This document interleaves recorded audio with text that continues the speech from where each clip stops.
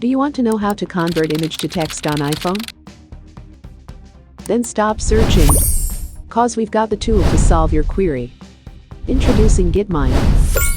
Aside from converting your image to text, this tool can also help you to organize your thoughts, brainstorm with colleagues, better note-take, and collaborate with classmates or colleagues. To start, all you need to do is to open the app.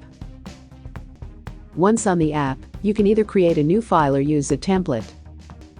To convert an image, simply tap the node where you wish to insert the text, and then click the 3 horizontal dots. Look for OCR function and tap it. After that, a camera scanner will be launched. You can capture an image or use a picture from your gallery. Just select a picture, open it and crop the unnecessary portions and press done. The conversion will then begin right away. After that, you can then arrange it along with your mind map and alter the color as well. To save the changes made, click the 3 horizontal dots once again, but this time tap Save.